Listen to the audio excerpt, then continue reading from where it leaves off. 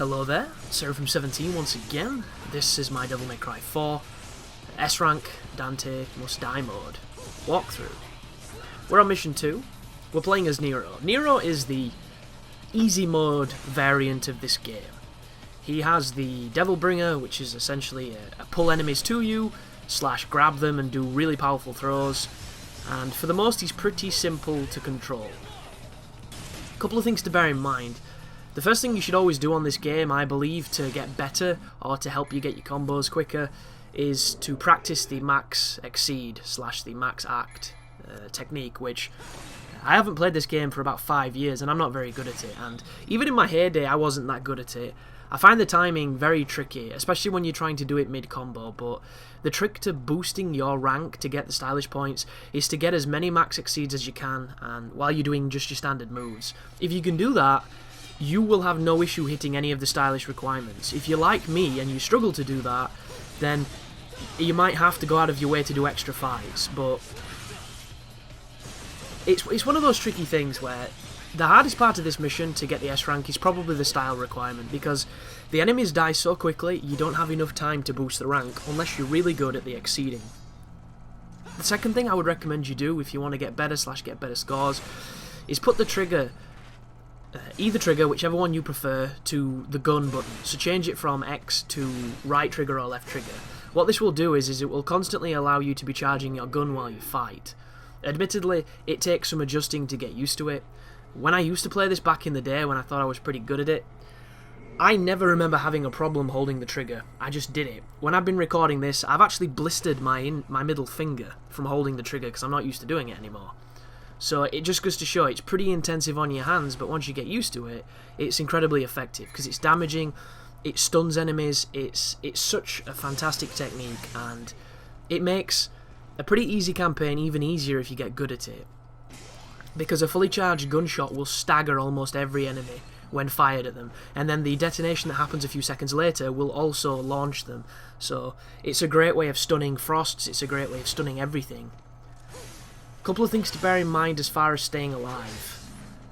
You can roll, you can jump. The jump has iframes at the beginning of it, which you can use to your advantage. Activating Devil Trigger gives you iframes as well. If you activate Devil Trigger while you're in an enemy's animation, it will cancel that animation and get you out, so if you get grabbed you can do that. But just bear in mind, you can't cancel your own, and this is something that I forgot, so the amount of times I've been stuck in a grab and I've tried to cancel out of it with Devil Trigger and still got hit happens a lot. So if you're not comfortable with the jump and you're about to take damage, pressing the Devil Trigger will 9 out of 10 times save your ass. Every so often you will get hit, the iframes won't be enough, but it's definitely something worth practicing.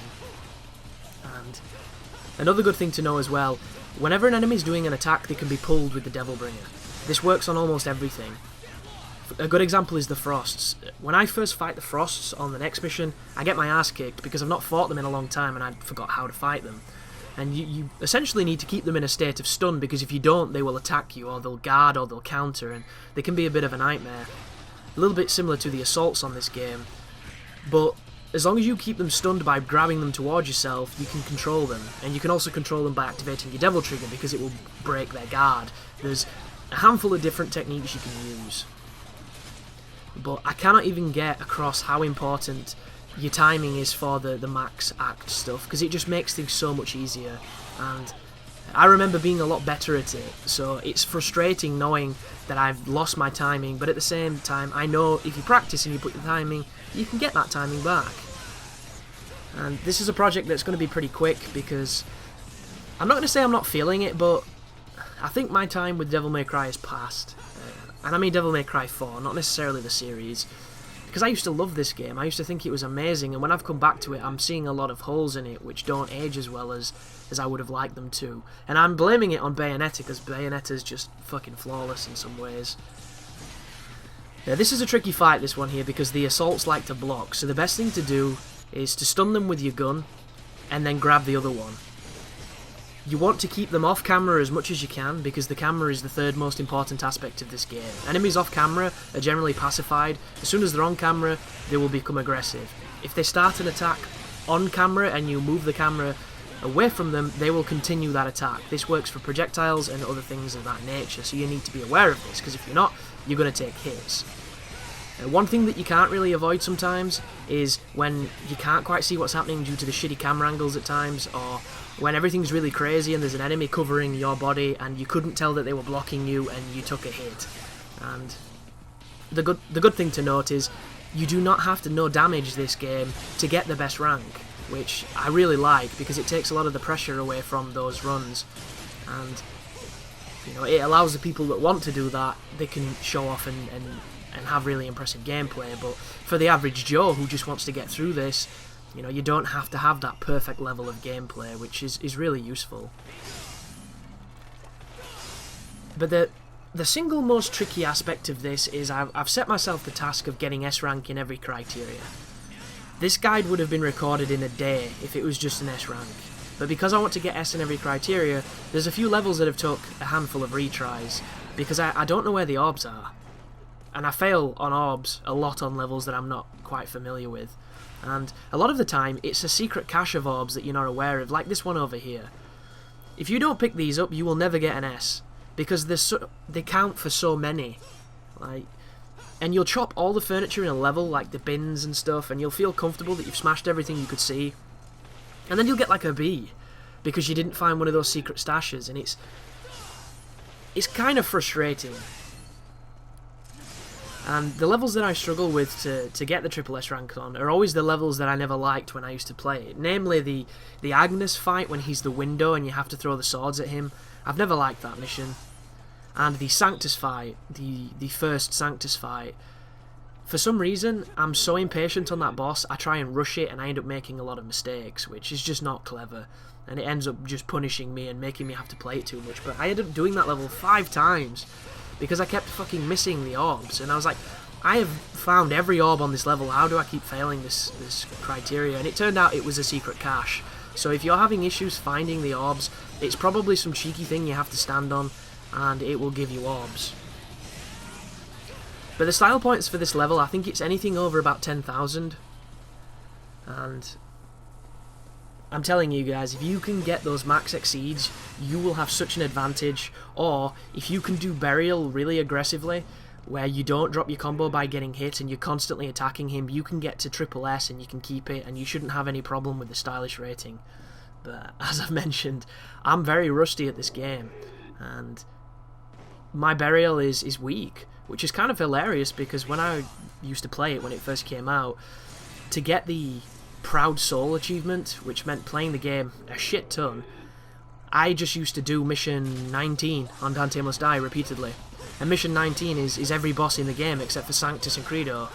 And the funny thing is, you know, I thought after doing that for so many hours, I used to be able to do that mission while watching stuff on my PC. I was barely paying attention because I just knew the bosses so well. And unfortunately, it's just been too long. So, a lot of my strategies, every so often I get the glimmer of what I used to do, and then I just kind of forget. But that should give you hope if you're struggling with this game, or if you've never been able to do this. Because if I can do it with this much rust, you can do it. And that's all you really need with a guide. You just need that encouragement to be able to get through it. And you also need to know where the orbs are. That's the gayest part. It truly is. Because just getting S ranks is easy, because you can get an S rank by getting S and 2As if you do it strong enough. You know, you can get SSA, you can get SSB and still get an S rank. That's the simple part. Getting the triple, not quite as simple. Another thing to bear in mind, the game itself doesn't really have checkpoints. These games are designed to be like score attacks, you know, so if you fuck up you restart the level, you don't just restart the checkpoint. So you'll notice that a lot of the checkpointing is lacking. And another thing you'll notice too, if you're going for stylish requirements, when you continue from the albeit lacking checkpoints, it will completely reduce your stylish points, making it very difficult to get an S on stylish. So if you die, it's a restart for the most on a rank run, which I know a lot of people get frustrated with and they're not the best with. I get that completely, you know. The dice games in this game send me crazy. and having to restart that level and do those dice games again is some of the worst parts of playing Devil May Cry 4, but hopefully with these videos you won't have to. You just need to be aware that if your style points are lacking, you'll have to make them up somewhere. And in this particular endeavour, I make them up on the boss. But if you can jump cancel off of Burial, and you can get those calibers with the max act happening, which are incredibly powerful, you can stun him super quickly. Unfortunately, I'm not very good at it. Like I said, I'm just rusty. But I'm not entirely sure if the combat adjudicators count towards your orbs. I don't think they do. Anyhow, I use them anyway because you can build some stylish points off them occasionally, and sometimes it can be fun to fight. Another thing as well, you will see me doing manual revs quite a lot because I'm just not very good at the revs. You know, I can't do the exceeds all that well. But this is Burial, so at the beginning of this fight, you want to activate your Devil Trigger, you want to hold the lock on and press backwards, Y and B. You will do a very powerful move. You want to wait till your character flashes to do the move, like that. And if you're good enough / practiced enough, you can do 2 of these before Burial gets to you. But as you saw, I'm just not comfortable with the controls like I used to be.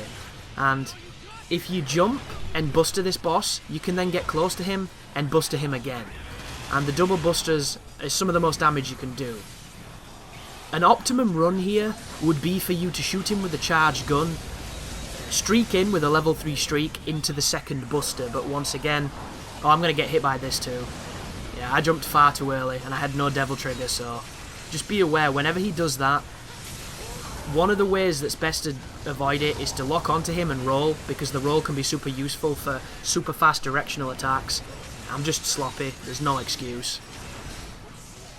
Whenever he guards, he generally follows up with that big swing like that, and the only real threat here is if you're too close to him and he does the giant roar. It does a lot of damage and it's got a massive radius, but we get the second stun into the second buster, and we're pretty much relying here on the buster points against this boss to get us the S rank. But there goes Burial, and then you get that lovely moment where you have to run up to the menu. So we're on 9,400 style points, which is pretty low, admittedly, but I think it's enough. And the level trigger here is just after the rock, so I try and do the drop kick and I get freeze framed, which is always pretty fun to see. So requirements. Time is always flexible, that's not a problem. The S is 9,000 and above probably, and we got 98% at the orbs, so there's the triple S. That is the end of Mission 2. Thank you very much for watching, and you take care now.